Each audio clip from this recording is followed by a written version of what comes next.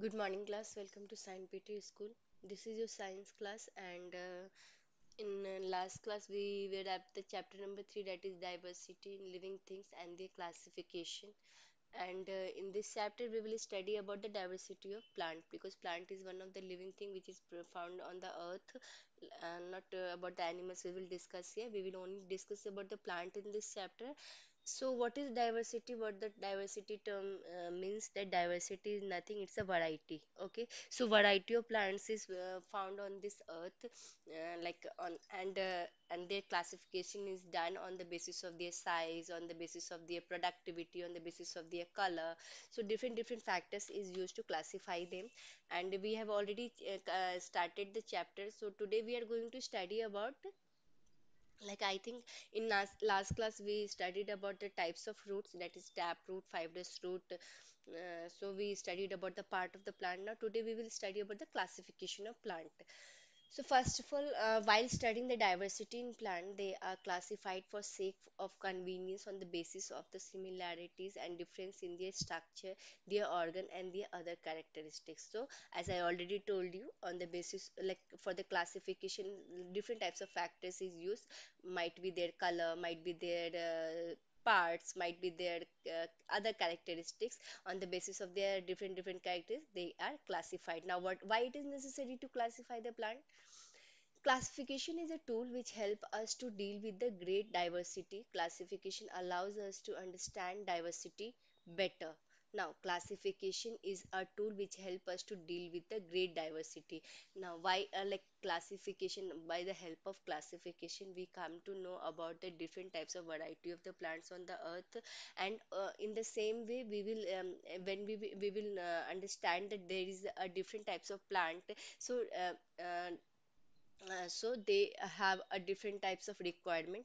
For example, suppose in your family there are different types of human being. So in a joint family, how you live? In a joint family, first of all you understand the nature of all the family members so that you are able to cope up with all the family members. आपके आपके जो relation हो हर एक family member से अच्छे हो, इसके लिए आप क्या करते हो? First of all you learn the nature of all of your family members. So in the same way, the person who is related to the plant in any way, for their business or for their something else, so what they will do first, they will first understand the different types of plants nature. क्या है सबके plants के nature क्या है? What is the difference between the two family members? In the same way, what is the difference between the two plant? ये इतनी size का होता है, इससे ये इससे भी बड़ा साइज का होता है, और सम वो कोई प्लांट्स बढ़ते ही नहीं है, they are creepers. So it is very necessary to identify the nature of the plant by through the classification. It helps in identification of living organism as well in understanding the diversity of living organism.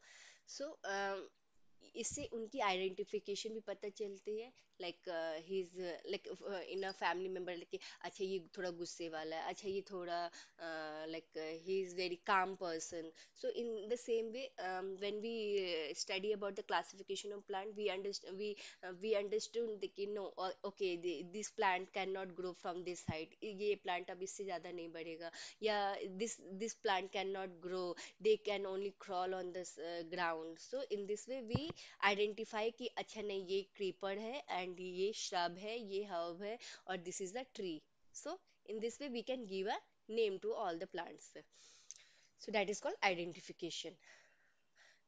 Classification help us to learn about the different kinds of plants, their features, similarities, and difference. Again, classification helps in identifying the different types of plant, their features, and similarities and differences. It enables us to understand how complex the structure evolved from the simpler. So sometimes we will see that the plant is very normal, but it कोई कोई plants जो होते हैं वो crawl भी करते हैं, like creepers. Some creepers are very smaller in size, but some creepers crawl on the whole ground, whole land. So इससे हमें उनके नेचर का भी पता चलता है, right? To understand and study the features, similarities, and differences between different plants, they are grouped under the different categories of the living forms. उनके उन इसी बेसिस पे उनके different different categories को further divide कर दिया गया है. It is easy to classify the plants on the basis of shape, height of the plants. So mainly shape or heights is used to classify them. According to the size and height of their stems, plants can be classified into three types: tree, shrubs, and herbs. So first classification is done on the basis of their height, and on the basis of their height, there are three types of plant: trees, shrubs, and herbs. Now, what is trees? Plants which grow tall, having hard and strong stem or the trunk. They have branches at some height above the ground. They bear flowers and fruit for many years. Such plants are called trees. Very, very simple and very easy definition is written here. I don't know if you like an ever you got such a very simple definition of tree. What is tree? Tree is nothing, it is taller in size, it is having a strong stem, trunk, that is the main stem, that is called trunk, and they have branches at the some height above the tall ground, and they bear flowers and the fruit for many years. Such plants are called trees. Trees are perennial, they live for many years. So perennial means they live for the many years. Now, shrubs, some plants grow and give out branches close to the ground. They are shorter and smaller than trees but having a thick and hard stem. So, shrubs is almost like a tree but is like smaller than tree, but they have also hard stem and branches too, but they are not considered as a tree because it is not like it is not tall like a tree. Okay, example is oleander, hibiscus, lantana, coranthe, and rose and shrubs. So these are not too tall, not too small. It is medium in size. So that plant is called shrub. Herbs. Herbs grow 1 to 1.5 meter tall, and the stem of the herbs are green and quite flexible as compared to those of trees and bushes. So herbs जो होता है वो shrub से छोटा होता है, but it is green or mostly green in color. Their stem is also mostly green in color only, and herbs may live for a few months or up to 2 years only. Herbs की ज़्यादा life नहीं होती. They are not perennial in nature. They can die in a few months also, or they can up to only 2 years. Now, vine, a plant whose stem requires support and which climbs by tendrils or twigging or creeps along the ground. That type of plant is called vine. लत्तर जिसको बोलते हैं हिंदी में लत्तर, that is called vine. Vine plant जिसको वो they cannot grow, they need a support to grow. That is called vine. Some vine needs vertical support for growing while some others spread on the ground. So different types of plant. अगर कोई plant को अगर support मिलता है तो they can grow up also like a money plant. But some plants will not grow up. They always try to attach with the ground only. So